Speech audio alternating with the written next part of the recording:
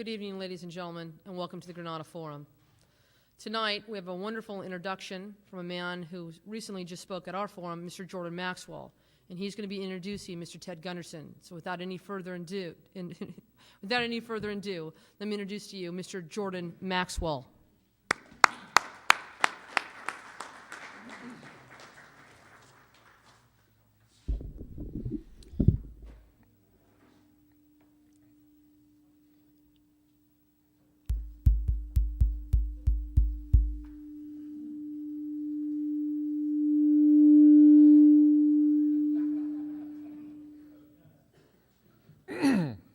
That wasn't me, that's the microphone. Bless you, bless you. My name is Jordan Maxwell, and I want to thank you for being here with us tonight.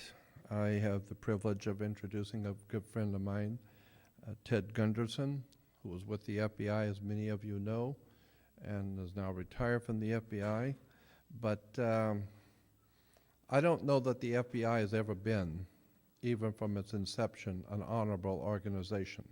I don't think there's ever been such a thing as an honorable organization ever to operate it under the U.S. government. But having said that, if we go back into the Old Testament of the Bible, we find that there were men like Daniel, for instance, only one of many. But Daniel was brought into the court of Nebuchadnezzar and turned out to be a very important man, even in government. God puts good men sometimes right in the middle of government. And so there are reasons for this, and I think that Ted Gunderson is a classic example of a modern-day Daniel, a good man put within an organization of the Caesar's government. There has been a lot of good people in government. It doesn't mean the government they work for is good. It just means that they happen by chance to be put there by the Spirit. And so it's been a pleasure to know Ted over the years and to see his work. And it's been rather controversial. But that's, of course, what the truth is, very controversial. And I want to thank Wendy for allowing me to introduce this friend of mine, Ted Gunderson. Where is he? There he is.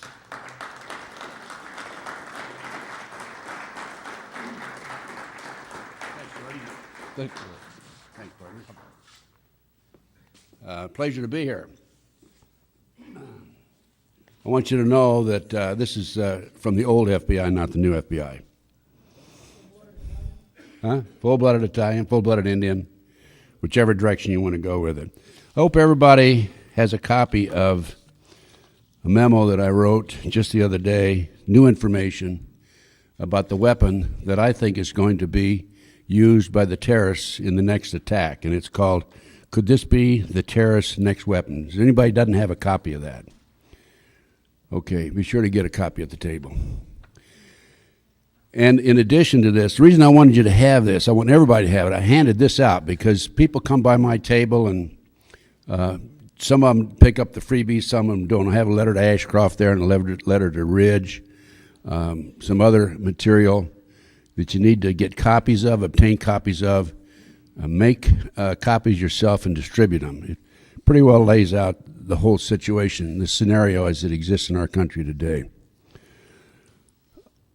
The two Palestinian women walking down the sidewalk en route to a suicide mission, one says to the other, "Do you think this bomb I'm carrying makes me look heavy?" There's a lady right there. She appreciates that. I've been asked on occasion to tell a few war stories from my experiences in the FBI. 27 plus years. I make no apologies for the work that I did. I had a call just recently from a journalist from New Haven, Connecticut. He's doing a story on one of the cases that I was involved in, the Black Panthers, and he asked me a lot of pointed questions. I was very frank with him. As Jordan says, I am controversial. I have a lot of good things said about me, a lot of bad things said about me, but my approach on that is I must be doing something right if there's so many people that are on both sides. And so in this case, this fellow's doing a story about the downfall of the Black Panther Party back in the 1960s. I was very active in that, in the Bureau. And that's just one of the experiences I had. I had experiences in the FBI with skyjackings. I dealt with 2 terrorists, Philadelphia International Airport, July 12, 1972, who had taken over an airplane. Negotiated with them for 2.5 hours successfully. They released the 113 passengers, and we let them get on another jet and take off, and then they had to make an emergency landing in Texas. But I've had some other experiences also, and people ask me about, every once in a while, about my experiences. Those are just 2 of them that I'm relaying to you. And then I had one where an inmate's wife wrote to the inmate and asked, when should I plant the potatoes? And the inmate wrote back and said, for God's sakes, don't plant the potatoes in the garden. That's where the guns are buried. And the letter went through censorship, and his officials rushed to his home, completely dug up his garden. Upon hearing this, the inmate wrote to his wife and said, now plant the potatoes. And that reminds me of another experience I had in the FBI. This big 6'4", 255-pound fellow walks into the supermarket, walks over to a young clerk polishing apples. He said, I want a half head of lettuce. Kid didn't even look up. He says, we don't sell a half head of lettuce. And so he taps him on the shoulder. He said, kid, I want a half a head of lettuce. And the kid looks around. He says, just a minute, sir, I'll be right back. I have to go back and talk to the manager. So he rushed back in the back and rushed up to the manager. He says, the manager says, sir, there's some dumbass out here who wants a half a head of lettuce. Didn't realize this big guy had followed him back there. Turns around, sees him, and he says, and this gentleman wants the other half. And so the manager says, this kid's got a great future with this organization. I want to find out more about him. So later in the day, he ran the kid down. He said, kid, I really like the way you handled yourself. You're going to have a great future with us. Tell me where you're from. The kid says, I'm from Massillon, Ohio. Nothing but prostitutes and football players come from Massillon. And the manager says, my wife's from Massillon. And the kid says, what position does she play?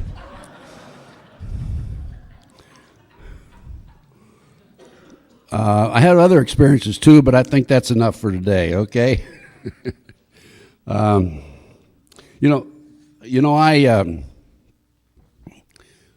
entered the FBI in 1951, December 10, 1951. I was surprised I got in because I was 22 years old when I applied. You had to be 25, and you had to have 2 or 3 years experience in a supervisory capacity or have a law degree or accounting degree and so forth. I had some accounting background. You would know it if you looked at my checkbook today. But I applied, and the agent who interviewed me says, I think you can make it all right. He said, the only problem you have is you're only 22 years old. And he thought a minute, and he said, his name was Zimmerman. I'll never forget. It was in Detroit, Michigan. He says, I'll tell you what, write a personal letter to J. Edgar Hoover and tell him, although you're only 22, you look like you're 28. And the truth is, I look like I was 19, by the way. But I wrote this letter, and the next thing I know, 6 weeks later, I'm an FBI agent in Quantico, Virginia, in training. From there, I moved around the country. I was, in my career, involved in just about in fact, as a matter of fact, I looked for assignments. I looked for the work that I could handle, so I'd learn everything as much as possible. I know in New York, when we had a bank robbery, a New York City office, we had a bank robbery one afternoon about 4 o'clock on a Friday, and that's when everybody's getting ready to go home. Of course, in New York, you usually have about an hour-and-a-half commute home. At least I did. I lived out in Long Island. And the guys are all running for the men's room and getting in the stalls and putting their feet up so you can't see if you look under to avoid going to the bank robbery. I was out there. I wanted to go. I wanted to learn about it. And that's the way I've been all my life. And thank goodness I am, and thank goodness I had that approach, because when I left the FBI in March of 1979, I rose up through the ranks. I was in charge of the Los Angeles Bureau. I had over 700 personnel under my command, $22 million budget. And then I went out, and up to that point, we had 164 categories which we investigated, And if something came in that fell in those 164 categories, we investigated. If it didn't, we put it in what we call the zero file. So in other words, everything was departmentalized, categorized. But when I got out of the FBI in 1979, I started doing my own research. And that's when the lights went on. And it went on particularly the first major investigation I had. And that was the Dr. Jeffrey R. McDonald case. It's spelled MacDonald. Dr. McDonald, former Green Beret captain, had been convicted in August of 1979. I'd been out like 6 months of the murder of his wife and 2 children at Fort Bragg, 2.5 and 5.5-year-old children. Wife was pregnant. And some of his friends came to me, doctor friends, and said, "Will you investigate the case?" And I said, "Yes, I will. I will, as long as I believe in his innocence, I'll continue to work the case indefinitely." And I'm still working the case. The man is absolutely innocent. Once you become involved in a major investigation like this, you have to sit down and read everything, and there was a 6-week trial, and you have to analyze it, and you have to decide which direction you're going to go, of course. And I have pretty good instincts when I become involved in these cases. I said to myself right away, immediately, I have an idea, I have a feeling there's drugs involved here. And so once I get into the case, start investigating it, I ended up October the 25th, 1980, I ended up with a confession from a girl named Helena Stokely. Now, this case has been the subject of a major investigation and 2 books and a movie. And it's called Fatal Vision, if you happen to recall it. So within 10 months, as I said, I had this confession from Helena Stokely. She was the girl, if you know the case, in the floppy white hat. She was the girl who Jeff McDonald said at the time he was fighting off his assailants, a black male, 2 white males, and Helena, when he was laying on the couch in the living room. She was chanting, "Acid is groovy, kill the pigs. Acid is groovy, kill the pigs." So Helena gives me this confession. I have it, by the way, I have a videotape of a confession from her. I don't have it with me tonight, but you can order it. I don't think it's even on my order blank, so I have to update my order blank. But I have this confession on audio tape. And long story short, I had 3 sessions with her, a total of about 30 days. And we just went right down the line. And what we ended up having in this case was huge, major cover-up. This was a case that involved flying drugs in plastic bags in the body cavities of the dead GIs coming out of Southeast Asia in the 60s, late 60s, early 70s. Now, you're saying to me, "How do you know, Ted, just because some girl tells you that?" Well, if you want to do your own research, or if you want to buy some of my research, I have a summary on that case, by the way. This is written up, this technique of bringing the drugs in plastic bags in the body cavities. Time Magazine, January 1, 1973. I was in the case, of course, in 1980, 81. That's when I broke it. So, the case today, and so I'm saying to myself, what's going on here? I mean, evidence was lost, stolen, destroyed. People are lying on the witness stand. What's going on here? And after I got the confession and developed more information, I realized it was a huge drug cover-up. And Helena Stokely, who gave me the confession, was a member of a satanic cult. And her cult was distributing these drugs up and down the East Coast. And Helena also told me that there were 7 people in the house that night who were involved in the murder, and she suspected that 2 of them were CID agents, Criminal Investigative Division, Department of the Army agents, who had infiltrated her cult, which I think is probably one of the major reasons for the cover-up, because Can you imagine their own undercover people being involved in a triple murder? The liability there, and not only that, but the publicity.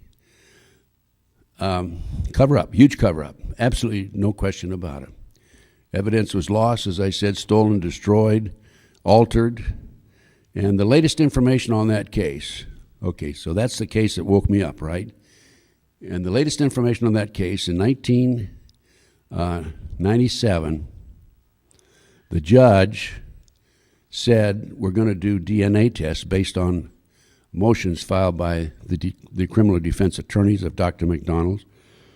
And here we are, 2004, they still haven't done the DNA tests. And the judge also said, okay, we're going to examine 15 pieces of evidence, and only the prosecution can be present when the evidence envelopes are open. You want to guess what happened when the prosecution opened the evidence without the defense attorneys being present? 5 of them were empty. 5 of them were empty. How disgusting, how revolting. And I went public with this information.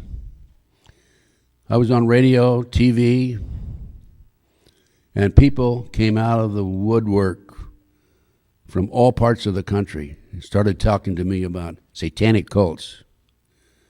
This is what's behind the evil in this country today, in the government, at virtually every level of the government, virtually every level of society. These people, Illuminati/satanic cults, have infiltrated our society, particularly in the government, federal government, city, county, state.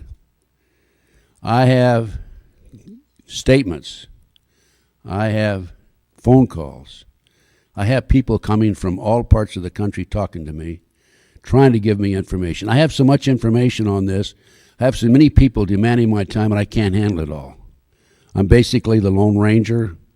I operate by myself. I've tried to operate with other people. It doesn't seem to work out because the government puts too many people in my presence, plants people on me, okay.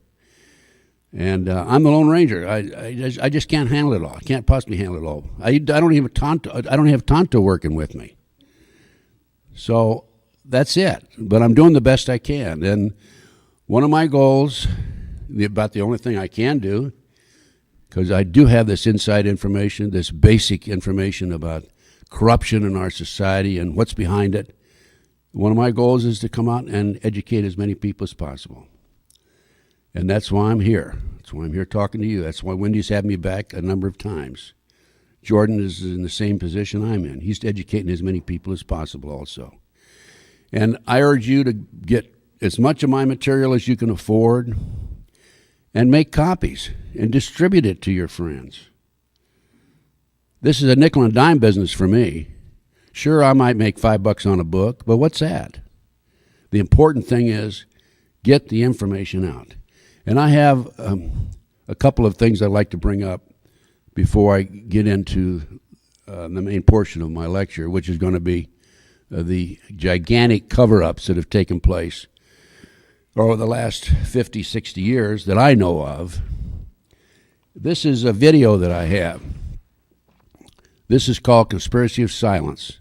Now, one of the reasons Congress passes the Patriot Act without any opposition, establish Homeland Security, 170,000 people, right, who are going to tell us and protect us about the terrorist movement.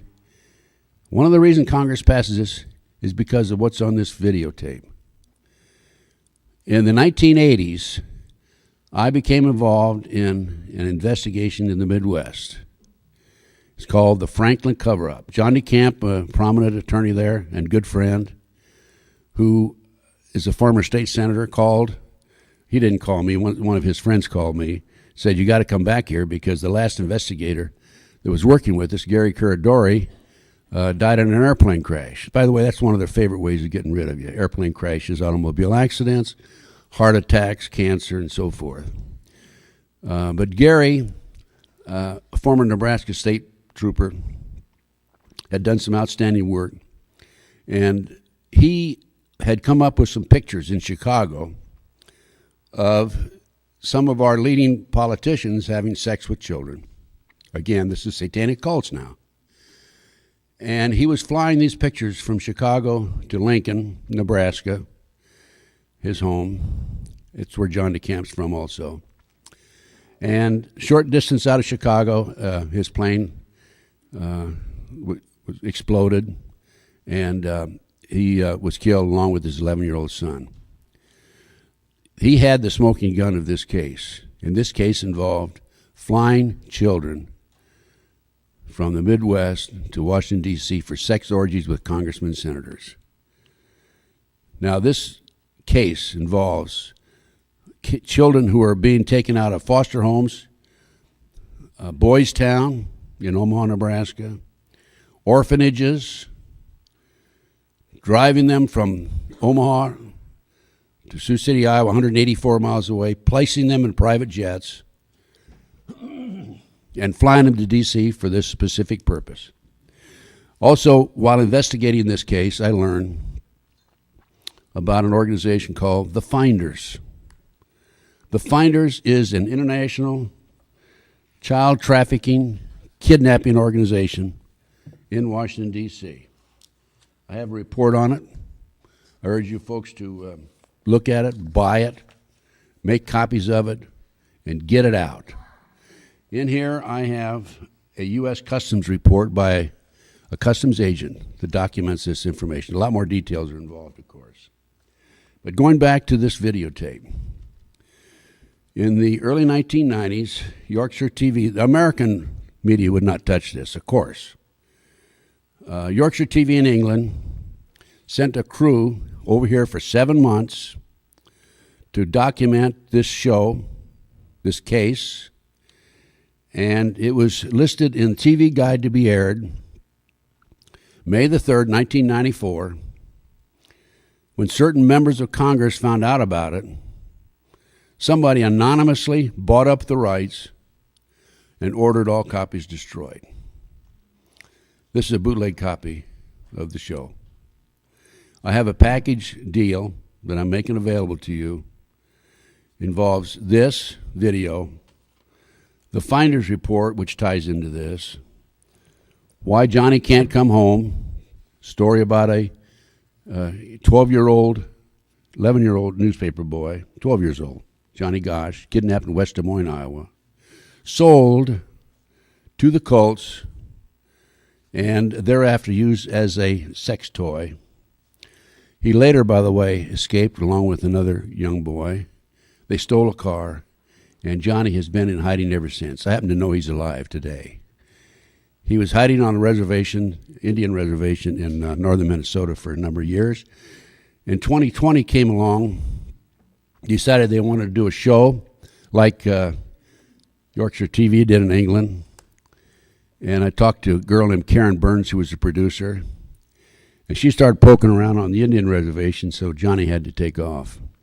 But this package also includes pawns in the game.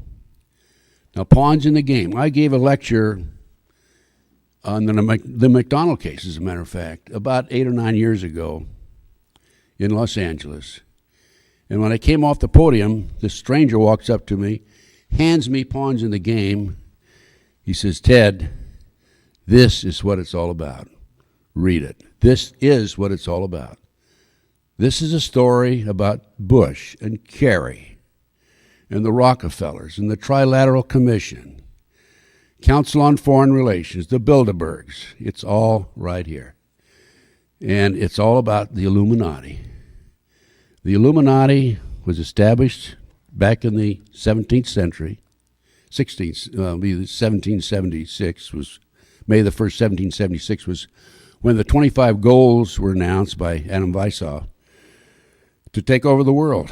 And that's on pages 26, 27 of this book.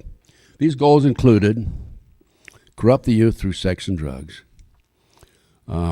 elect our own people to the higher offices and political positions. If you can't elect your own people, put your own agentures in as advisors. Control the media with sex and drugs with the kids. I mean, that's obvious. That's obviously what's happened. Control the media. I have in my research a document from the congressional record, February the 9th, 1917, wherein Congressman Callaway from Texas announced on the floor that the J.P. Morgan interests had bought up 25 of America's leading newspapers and inserted their own editors in order to control the press. Anyway, this whole package is available for, and then I have the Franklin cover-up book, which is out of print right now, but that's part of the package. And if you decide you want to buy this package, $85, I will put you on back order for the Franklin cover-up book. John DeCamp, the attorney I told you about just a moment ago, is in the process of getting another edition of this out. But this is a story about how I became involved in these issues. I started thinking for myself. I started doing my own research, and I couldn't idly sit by and allow these things to happen without trying to do something about it.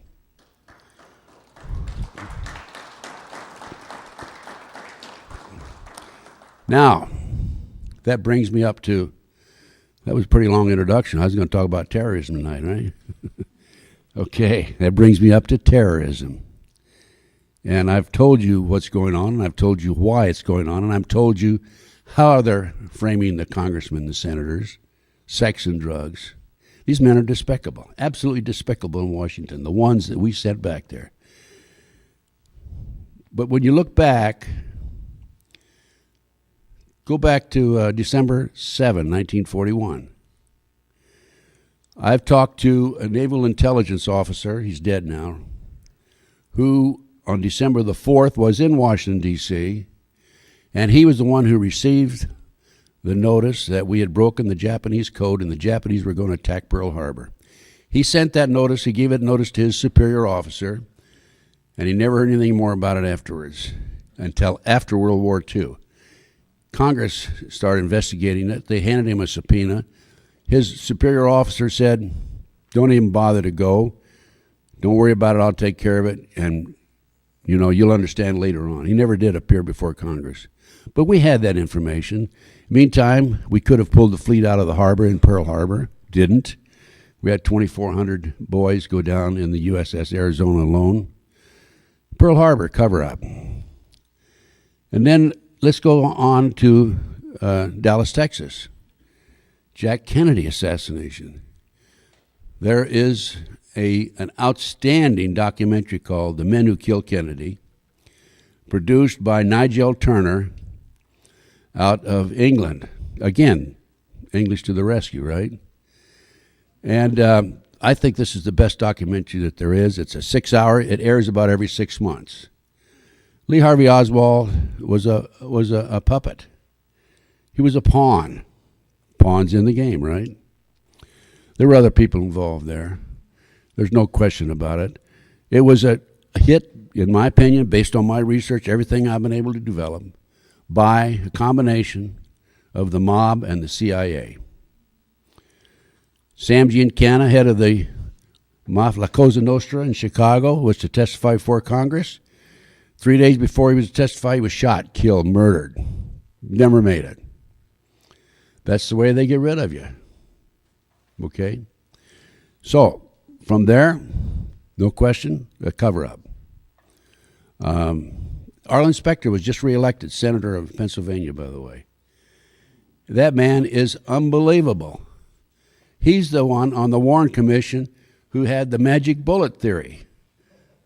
The bullet went here, here, here, ricocheted off 3 bones, and then hit at a 90-degree angle, and that was it. We have a similar situation with the assassination of Bobby Kennedy. Okay? Anyway, Arlen Specter was just reelected. I have 2 sons that live in Pennsylvania. That's one of the first questions I asked. And he's back in Congress again. Bobby Kennedy. There were more bullet holes in the walls, the doors, 11 of them, than Saran's gun could hold. Saran's gun would only hold 8 bullets.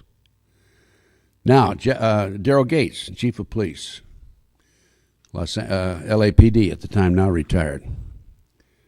Daryl Gates has a book out. I happened to pick it up the other day in a used bookstore, $10.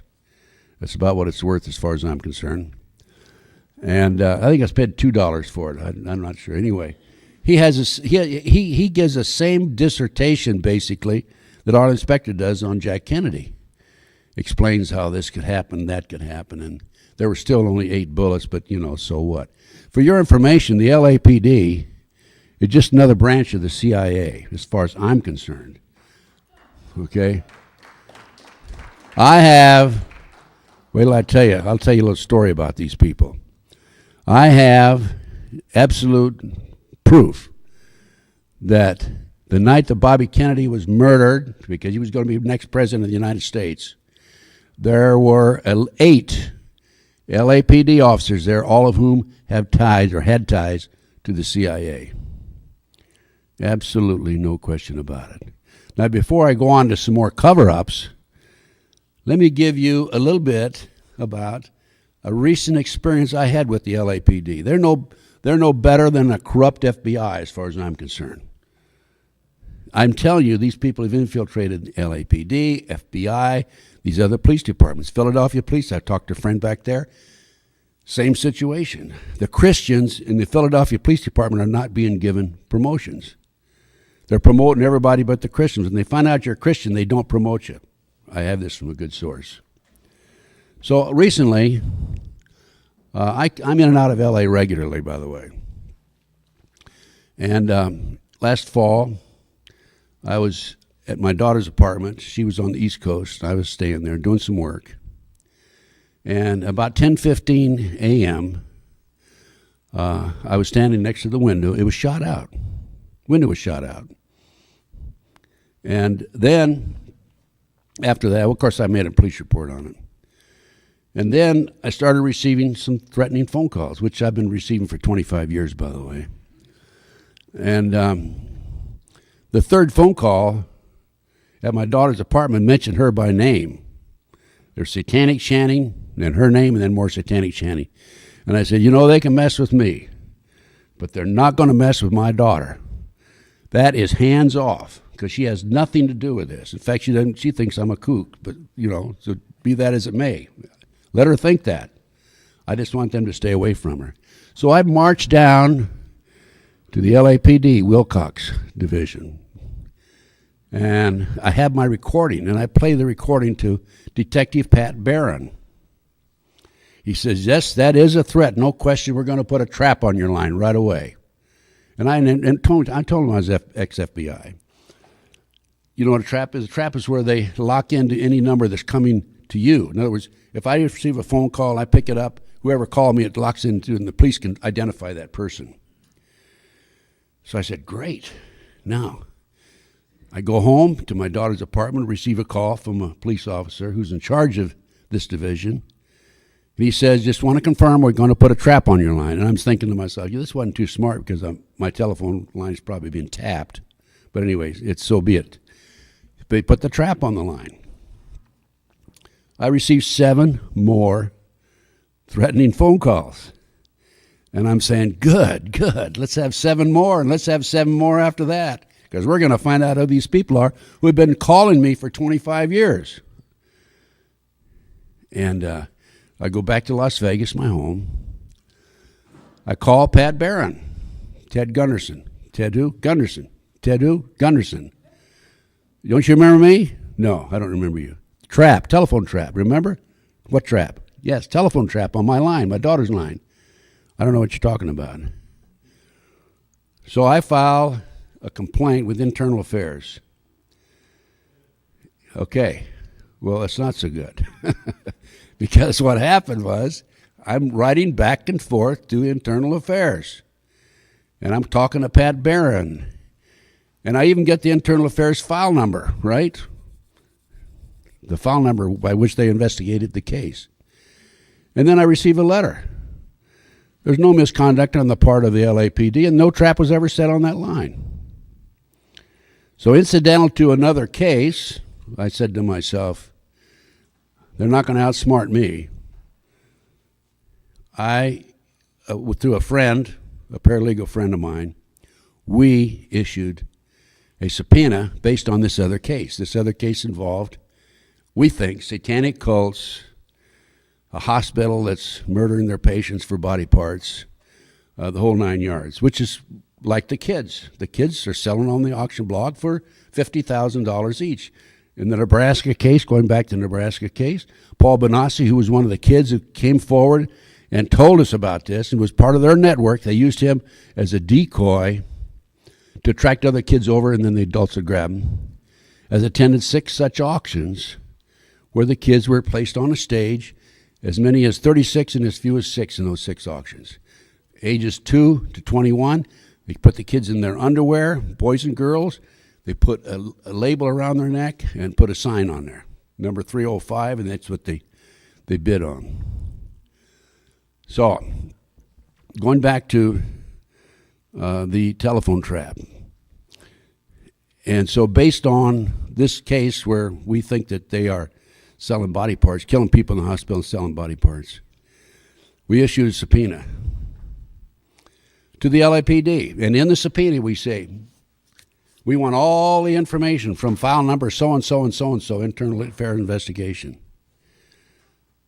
Receive a letter back. There's no record of us ever having had any contact with you in the LAPD. They shot out my window, complaints, telephone complaints. I've made all kinds of complaints. They've been in and out of my car. They've come into my house. August the 2nd, they came into my home while I'm sleeping, sometime between midnight and 3 a.m., took the bathrobe off the foot of the bed and laid it out ceremoniously in front next to the bed, just to let me know they're around. Last night, they were in my car. They flipped the hazard lights on. I'm going down, I left my sister's in Orange County. I'm driving down the freeway, and I look, my hazard lights are on. They didn't touch my hazard lights. They just let me know they're around. They're probably in this audience right now, which is fine. I could care less. But here we have not only the FBI, this is an example of corruption within the LAPD, and it's going on across America. So we talked about Bobby Kennedy, another cover-up. Ruby Ridge,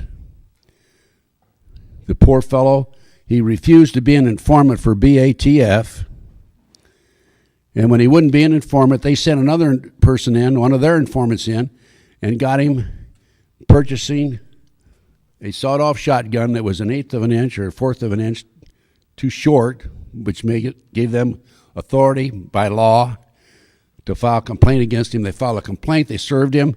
He didn't appear in court, so they go out with helicopters and sharpshooters and murder his wife. Horiuchi, the FBI sharpshooter, murdered the wife while she had the baby in her hands. And they tried... The FBI, Louis Freeh, the director, defended him. They tried to prosecute him for murder in Montana or Idaho, wherever, Ruby Ridge, Idaho it was. He got off of it. Horiuchi did. They tried Randy Weaver. Tried him for murder because one of the marshals was shot. Fortunately, he hired Jerry Spence, the famous lawyer from Wyoming, and he was able to get out of that. He's written a book about Ruby Ridge. Waco. That's another disgrace. There were 4 BATF agents murdered at Waco. A number of Branch Davidians are serving life in prison right now for the murder of these 4 BATF agents. I was recently asked by the American Free Press, by the way, if you don't take American Free Press, I encourage you to subscribe to it, to analyze that case. One of the things that I do is I'm able to, because of my experience and training, come in and reconstruct the crime scene. And the first thing you do in a crime scene is, if a gun is used, or a bow and arrow, I don't care what it is you have to determine the trajectory of the weapon. I had a case in Temecula, a Digman case. This involves naval intelligence. I'll tell you very briefly about that, and then I'm going to come back to Waco. And in this case, he was a captain, Marine Corps captain. He was chairman of a military committee at the Marine base in San Diego, looking into the trafficking of drugs in the U.S. Marines. He knew too much. He was murdered in his own home. And naval intelligence said suicide. Now, Captain Digman was left-handed. A left-handed person is going to commit suicide. You didn't think they would shoot from here to here. Entry, exit, no. It was, the bullet was entered here and exited here. He was laying back across the bed. There was blood transfer on the sheets. Blood transfer means that somebody moved the sheets or somebody moved the body or something, so the blood did not take a natural flow. And laying across the bed like this, entry here, exit here, the bullet should have gone through the wall up here, right? The bullet was back here, behind him. So what I did is I took a string and ran it from the ceiling down, and had he been sitting on the bed, which is what they claim happened, the trajectory of the bullet was 10 inches above his head. And I'm down there reconstructing it with naval intelligence officers. They'd already reconstructed it, of course, and come up with their conclusion. And they wanted to argue with me about, no, he shot himself, et cetera, et cetera, et cetera. Cover up naval intelligence, drugs, San Diego, Marine Corps. Okay, so let's go back to Waco now. I was asked to write an article and analyze the murder of the 4 BATF agents. And based on my research and analysis of the case, every one of the BATF agents was shot in the head. Now, those of you who have been in the military know right now what that means. We had a sniper pick them off. The Branch Davidians are running for their life from the fire. Maybe they did shoot, maybe they didn't shoot, but those Branch Davidians did not murder those BATF agents. One of them, the trajectory of the bullet was from up above, and there was a helicopter there, of course, down in through the lip and down in to the cavity of the body. Do you know what? Researched it more, and all 4 of those BATF agents were bodyguards at one time for Bill Clinton. Isn't that interesting? So Willis Carto, who was the publisher of the American Free Press, asked me to do an article on it. I just finished it. I just sent it in. I don't know if he's going to print it or not, but we'll see if that comes out. Okay, we have Waco, World Trade Center 93, February 26, 1993. The FBI had an informant, Salam. He was commissioned by the terrorists. He was in with the terrorists, commissioned by the terrorists to put the car bomb together. He goes to his FBI superiors. We're going to use a dummy bomb, aren't we? They said, no, we're going to use a real bomb. So the FBI not only knew in advance, they furnished the ingredients for the bomb through him.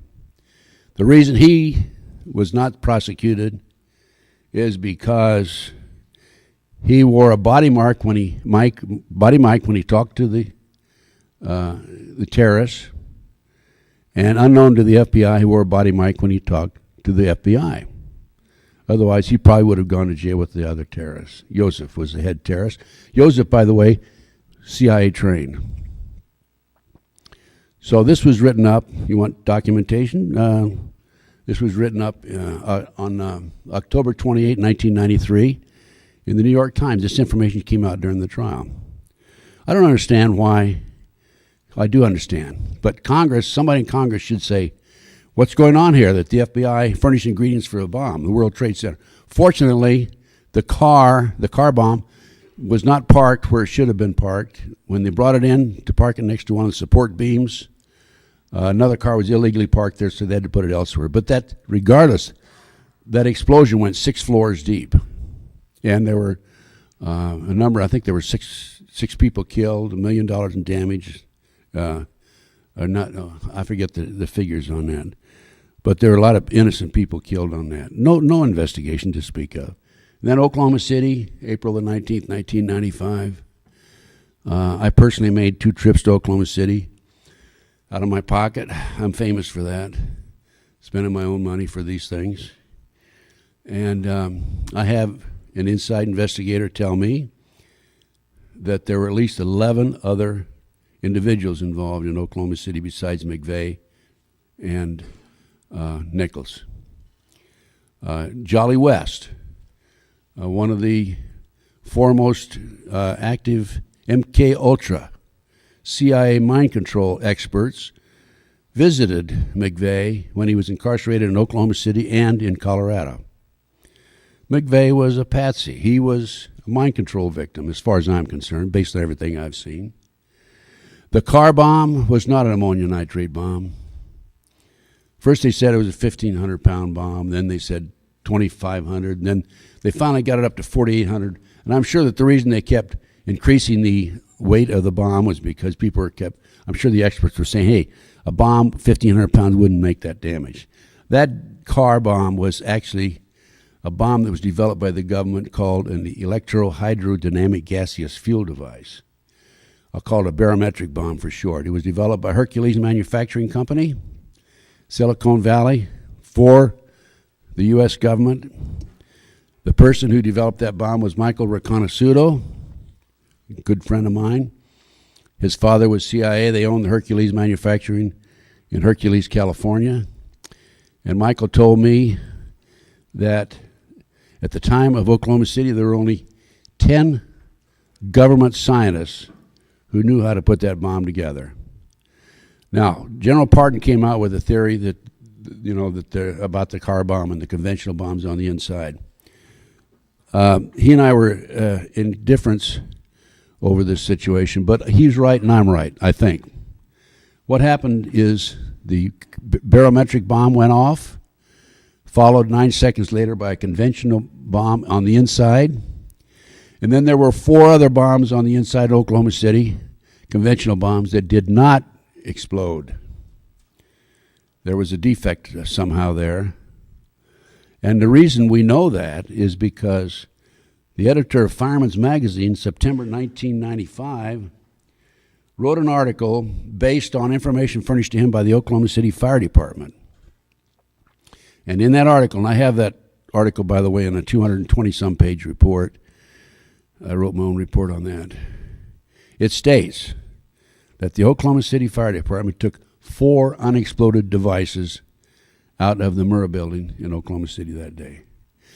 I have a 6-hour video that has all the news broadcasts that afternoon from Oklahoma City. You only heard it for one afternoon. You didn't hear it afterwards.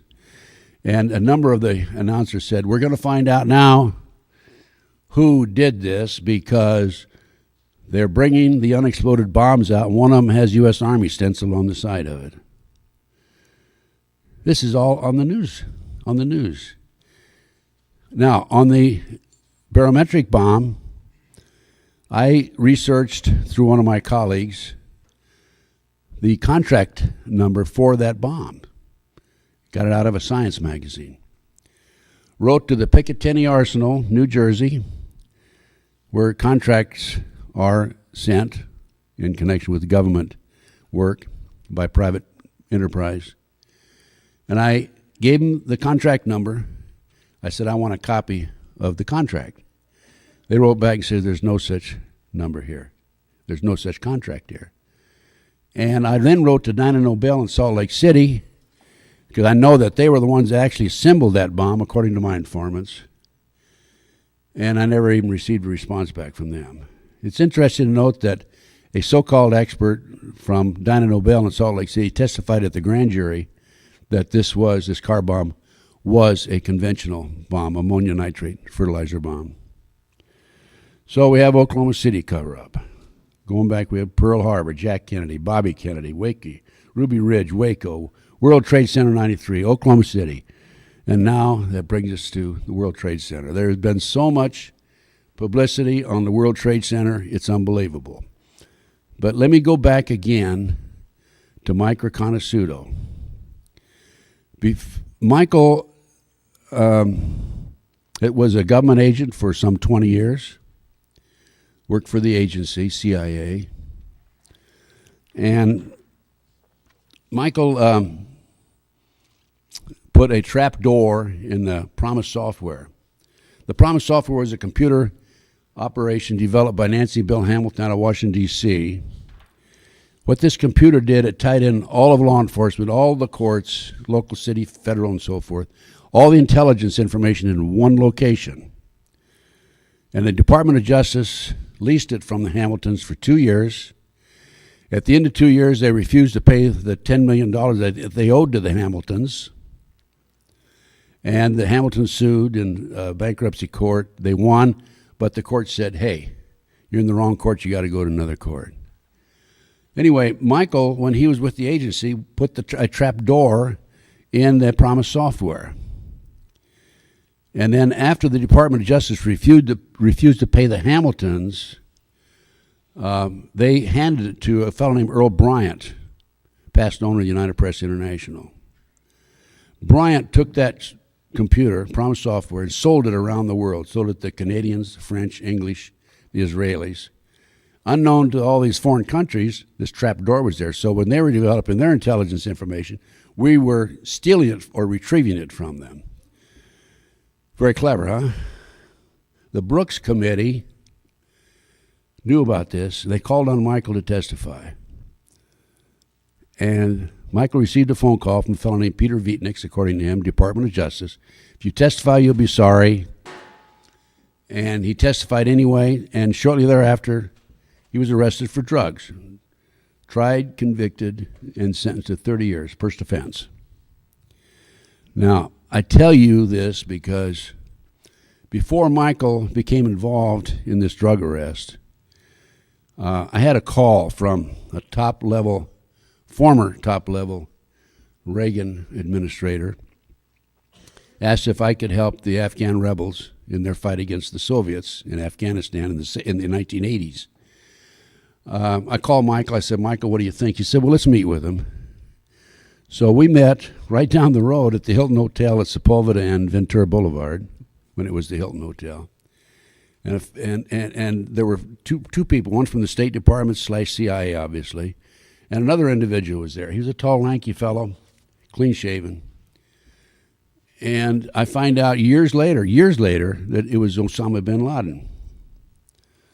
And the way I found out, it came out on the internet. I didn't know who he was. He was traveling under the name of Tim Osman with a Turkish passport. Michael went on. I just introduced him and went about my way. But Michael went on and traveled all over the world and put this deal together and was responsible for the surface-to-air missiles that defeated the Soviets.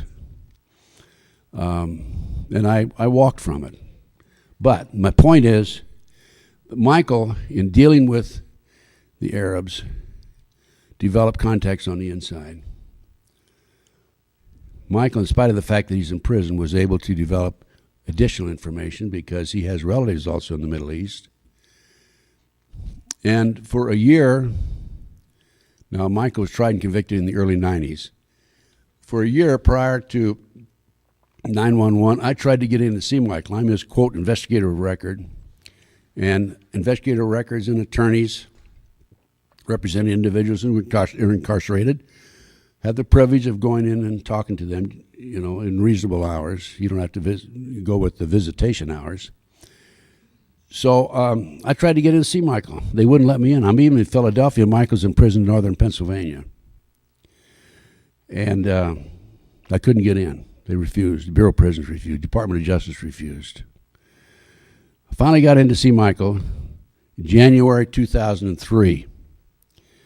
And Michael told me that he had developed information in January, February 2001, 6 months prior to 911, concerning the forthcoming attacks in the United States. His attorney, he tried to get the FBI to come interview him. They wouldn't. His attorney in Chicago wrote Colin Powell and said, I have a client who has information about forthcoming terrorist attacks.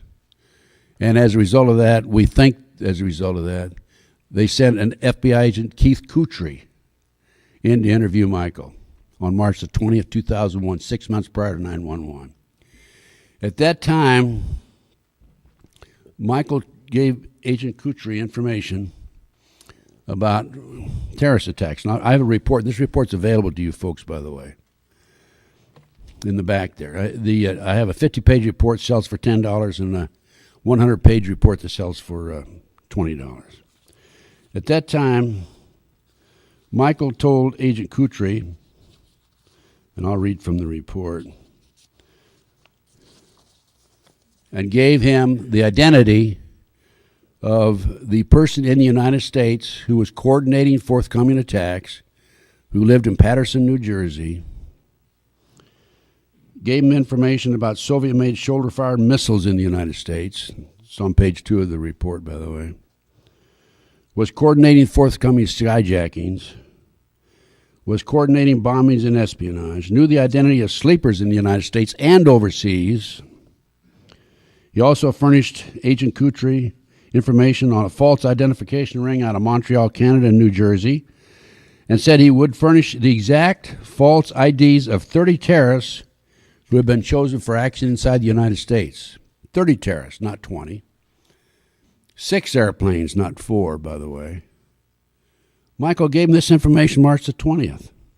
He further told Agent Kutry that the 37 Soviet-made missiles were being handled through Thabit Aviation, Quebec City, Canada, which also brokered old but serviceable aircraft to be used in drug running and future terrorist attacks in the so-called 40-minute war scenario by using aircraft as flying missiles. Reconnaissance also furnished S.A. Kutry information about terrorists who were taking flight training, and he also furnished S.A. Kutry with the identity of one of his informants who agreed to cooperate with the FBI.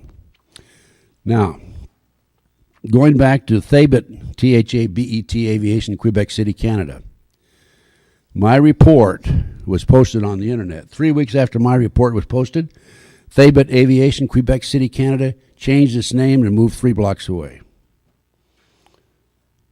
This information was furnished to the FBI 6 months prior. He thought he'd done his job as an American citizen, prevented a terrorist attack. However, 2 days after 9/11, September 13th, Agent Kutry comes back, and he accuses Mike of being a hoax, being anti-government, anti-FBI, of furnishing false information, of a conspiracy theorist. I guess that makes all of us bad people. Of a know-it-all, a hoaxer, et cetera, et cetera, et cetera. Did nothing with it. In the meantime, I'm saying to myself, I have to document that the FBI interviewed him on March the 20th because Michael tried to get the records from the Bureau of Prisons and they wouldn't give them to him, the exact date that he was visited by the FBI agent Kutry. I spent a year and a half writing letters to Senator Allen of Virginia, and they would furnish the letters to the FBI, back and forth, back and forth, back and forth, trying to get the FBI to admit that they had interviewed Michael March the 20th. They wouldn't do it. It took me a year and a half. I finally pinned them down, and I got them to admit that they interviewed Mike, and that's in my report too, by the way. But you should read the letters that the FBI wrote and that I wrote, back and forth, back and forth. It took me a year and a half for them to confirm this. By the way, in the meantime, going back to the trap on my phone in L.A., the FBI was furnished this information by the LAPD. We served a subpoena on them, and they're not giving the information to us either. The FBI is not giving information to us either. So that's what's happened on the latest information on 911. There's all kinds of documentation about other people being involved in it. And I passed out a flyer. I wanted to make sure everybody received a copy of this, and I want you to make copies and get it out to each one of you. Now, this is self-explanatory in the memo that I wrote, but on September 8th, one of my contacts told me that he thought he knew why the terrorists, or why the Arabs, not terrorists, the Arabs in this country today were so interested in the crop dusting airplanes. And he put it together, and he called me on September the 8th. He says, you know what? I think that they're going to use a cloud bomb, and that's why they want to look at the crop dusting planes. And the Arabs have been traveling all over the Midwest particularly, taking pictures of crop dusting airplanes and locating different airplanes and so forth.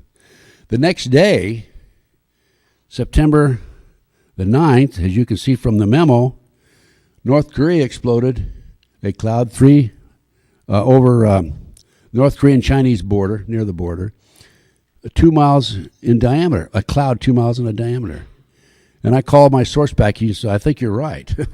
I think that's what we're looking at. And my source then furnished the information to the FBI. FBI field agents, they were very anxious to investigate it, started investigating it, and all of a sudden they quit communicating with my source. And the last I heard, the Homeland Security people had written to the FBI in the field and basically told them to back off. Do we have another cover-up? I'm afraid so. Is this the weapon that they're going to use against us? I'm afraid so. My approach on this is, if we go public with it now, maybe we can prevent it from happening. If we'd gone public about advanced information about 911, maybe we would have prevented it from happening. So that's what I did. And I sent this information to the American Free Press, and just last Friday they did an article on it. So it's out in the public. It's unfortunate that I don't think that the mainstream media is going to do anything about it, but at least you have a copy of it and get the word out to as many people as possible. I think I've run the gamut on this. Anybody have any questions? Yeah, the cloud bomb is, this is in the memo, by the way. The cloud bomb is, they disperse diesel fuel, make a cloud out of the diesel fuel, and it's, in North Korea, it was 2 miles in diameter, and then they use another chemical to explode it, to ignite it, and everything underneath it is crushed, and it's the cloud is at 3,000 feet, by the way, followed by fire.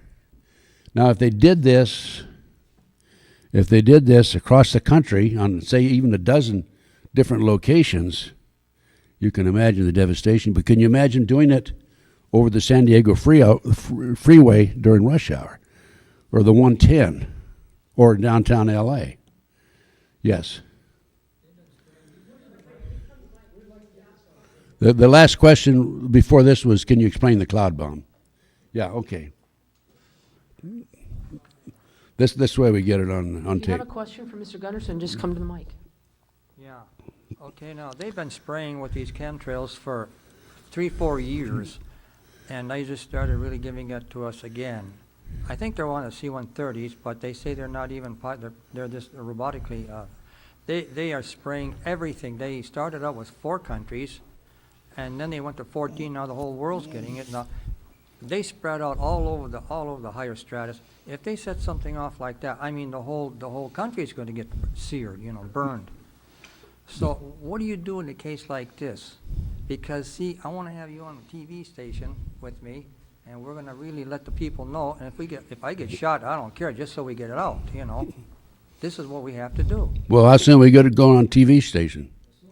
I've got 7 channels, 4 nights. I'll be here I'll be here the 18th. I'll be back here the 18th, and you and I'll talk about going on either the 17th or the 19th. Can you do it then? We're going to sure try. Okay. We'll try. If you can, I'll come back later. Okay. Yeah. That gentleman has a series of TV stations. Yeah. So, where are you heard?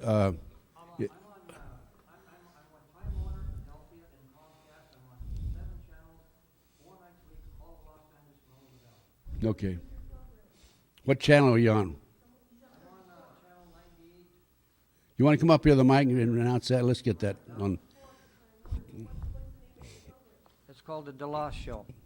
I'm on 98. Spell it. DELOS, the DeLoss Show. That's my name.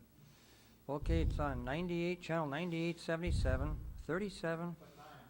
Oh, they're all different times in the evenings. Prime time, 8 o'clock till 9:30. Okay, there is channel 98, 77, 37, 3, 23, 25, and 34. Very good. Time Warner, it covers the whole Southern California. Good.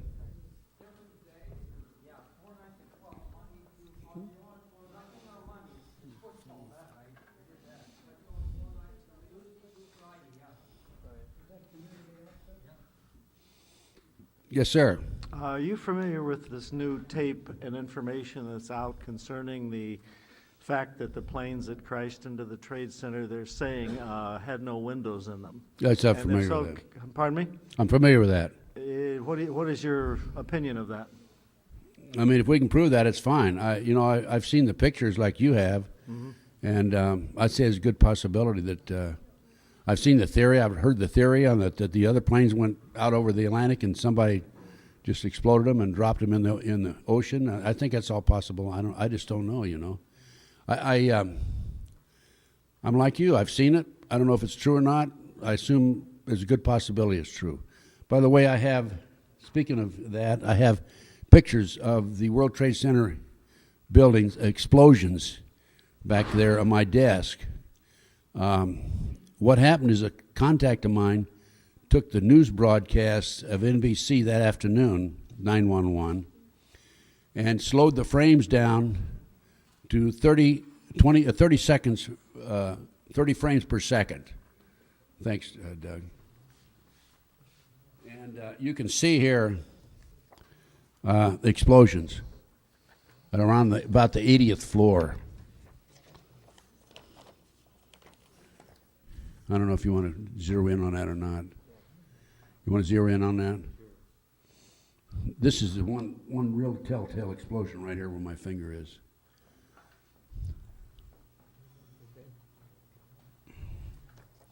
And there's a set of 4 pictures with 4. Well, there's 4 on 3 pages. That's 12, 13, 14 pictures altogether. And these are slowed down, not 30 frames per second, so that's where you can see the explosion, yeah. Hey, there's a lot of questions about 911, just as there's questions about Kennedy. And to be honest with you, I think we're going to have a major cover-up. TW-800. I mean, there were 100 people on the shore that night who saw a missile hit TW-800. And yet Kallstrom, the FBI coordinator and expert and former assistant director in the New York office, says it was by defective wiring. Every pilot I've talked to says that's not possible. Right. Another cover-up. They're masters at it. Any other questions? Yes, sir.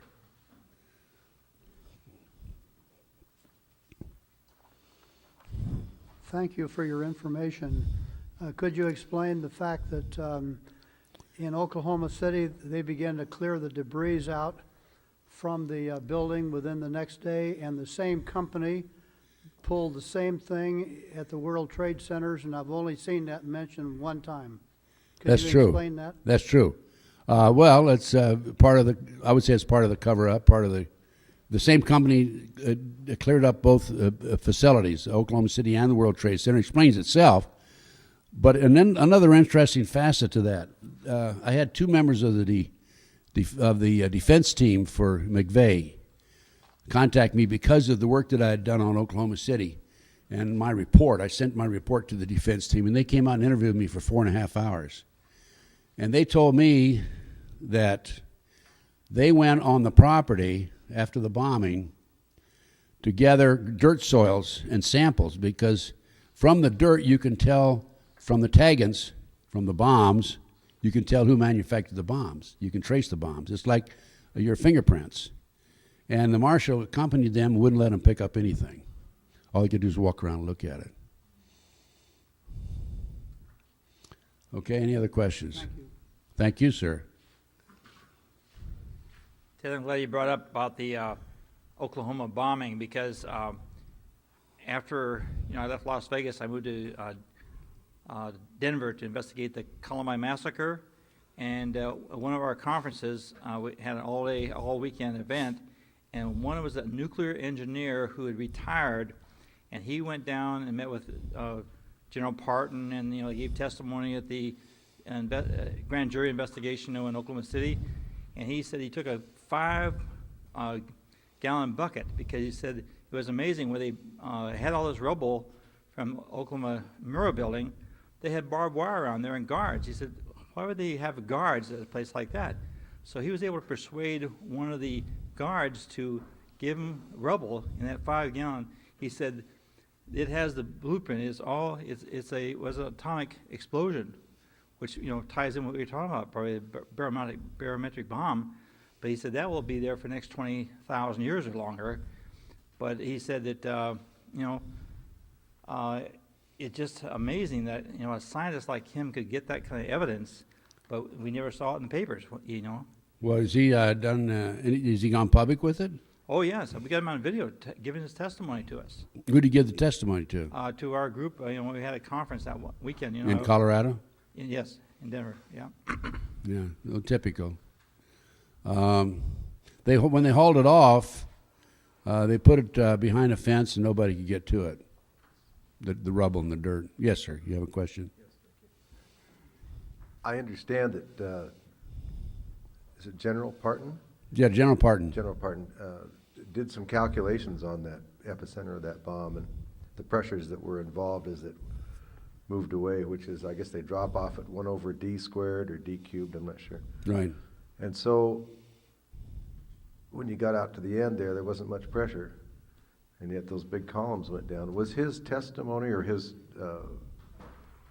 information allowed in? No, I don't think anybody paid any attention to him. Yeah, but they didn't do anything with it. So it was effectively cut out from the Didn't investigation. do anything. I think Parton was right and I was right. Initially, so. Parton said that there was no barometric bomb, but there was a barometric bomb, number one, and then it was followed 9 seconds by a conventional bomb, which blew the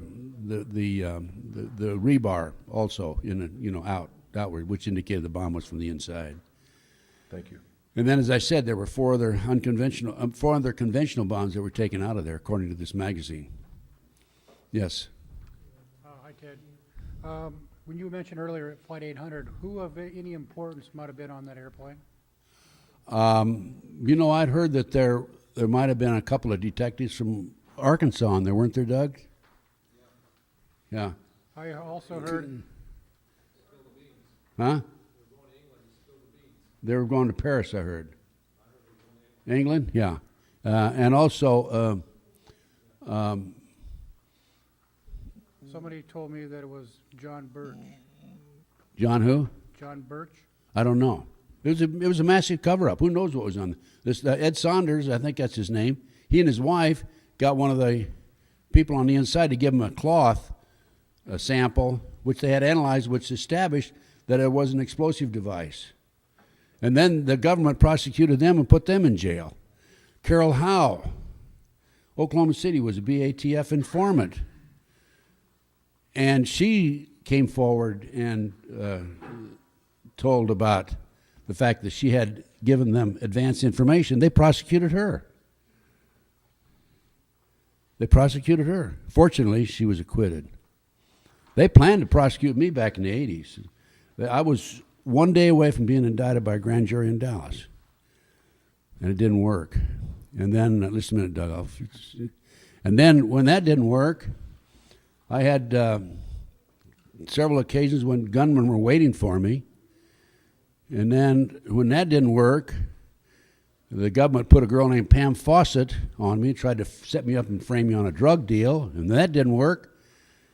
Now they've got a guy named Stu Webb out there, who's an FBI informant, putting disinformation about me on the internet. When I said earlier in my lecture, good and bad information, well, he's the guy that's putting most of the disinformation out. And very frankly, as a result of, it's worked. As a result of his negative information about me, I receive very few lecture requests anymore. People are afraid of me. They think I'm an FBI informant or whatever, Doug, I'm not an FBI informant. Right. Well, and he's the FBI informant, right? He's the FBI informant. He's disinformation The letter specialist. he wrote to the FBI, right? Yeah. Saying that he was an FBI informant. Well, he was on a video where he bashed me on a video. So I ordered a copy of the video from John Gentry in Dallas, and 23 minutes into the video, he says that he's working for Robin Sandoval, FBI in Las Vegas, and he's been given a symbol number. Now, the symbol number to the average person doesn't mean anything, but to me, it means the FBI gave him a symbol number, so when they attribute information to him in a report, it does not identify him as the source. I took this video, I watched it on my couch. I said, I can't believe that he said that, because that's what I needed. That's the smoking gun for me to prove he's an informant. I took this video and made copies and sent it About 10 days later, after I saw it, sent it to a couple of friends of mine. They called back and said, there's nothing in there about him being given a symbol number. I said, what? So I got the video down, and I ran it again, and it's not there. It was gone, which means somebody came into my apartment and put another videotape in there and took the other one. My apartment's like Grand Central Station. I mean, and I've had so many people planted on me, I feel like I'm the Garden of Eden. I'm serious. I mean, they were in my car last night. Put the blinker lights on when I got on the freeway this morning. Here's my flashlights going on. I wish these guys would quit playing with me, but I just, I don't pay attention to them. They monitor me through my TV screen. That's how they knew that I had identified Stu Webb as an informant, because they were there watching me when I was watching the video. This is a tech, and I've confirmed this, by the way, that they have the capability of doing this. And you're telling me that they couldn't keep track of 20 or 30 terrorists, and they're keeping track of me? They got me covered like a blanket, right?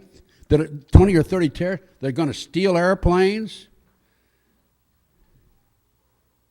I don't believe that. That's not possible. They knew in advance. And as far as I'm concerned, they're part of the people in our government are a part of it. And the whole answer is pawns in the game. Illuminati take over the world. One world order, new world government. Okay, question. And of course, the Christians 2 days ago, the goose stepped to the ballot box and Heil Hitler to Bush, right?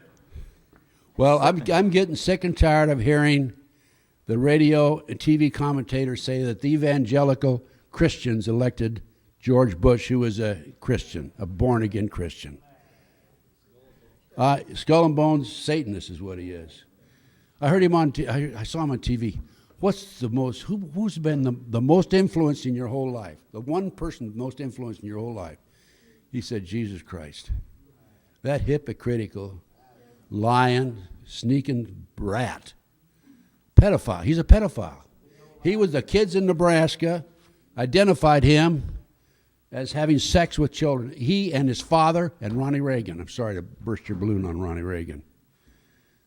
These people are dirtbags. They're Satanists. They're trash. And it's the war against, it's a spiritual war. Good versus bad. Good versus bad. That's all there is to it. It can not be defined any other way. I hope I didn't scare you folks from asking any more questions.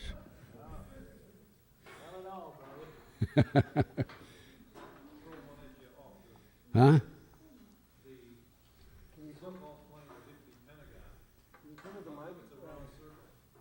Yeah, the question is, the so-called plane hits Pentagon, how come it's a round circle? I don't know.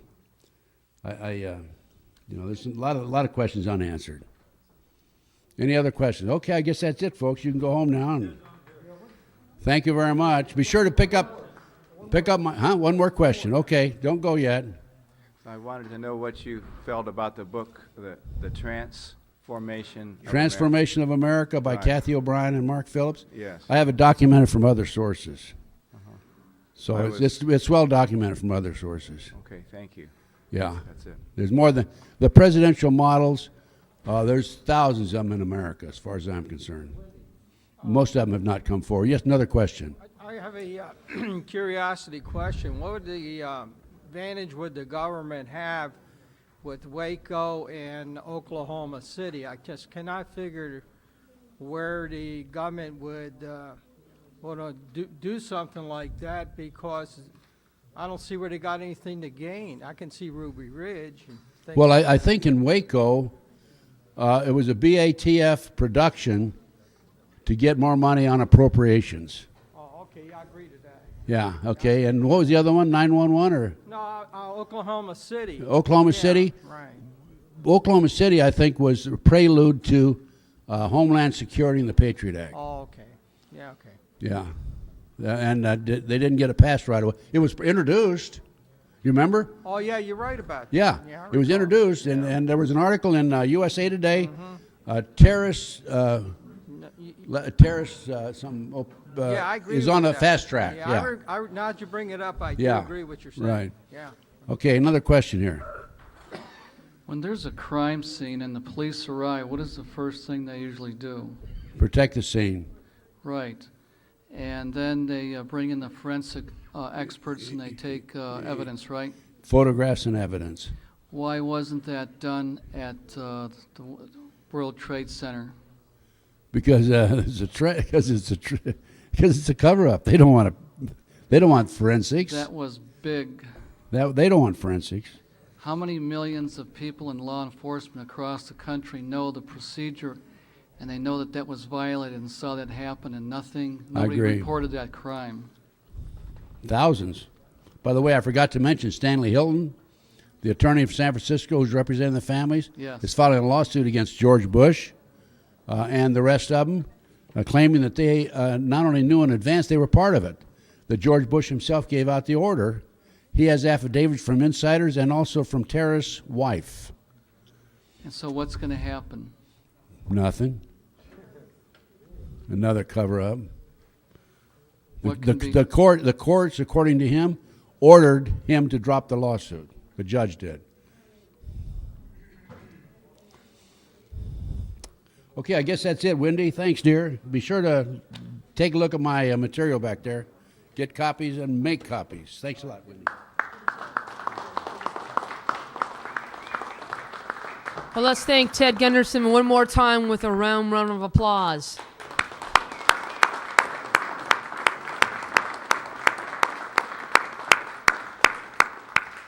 Thank you so much for attending the Granada Forum. Check out Ted's stuff in the back. Excellent, his books, tapes, videos, and documentation on all kinds of stuff. We hope you enjoyed this wonderful presentation at the Granada Forum, and God bless.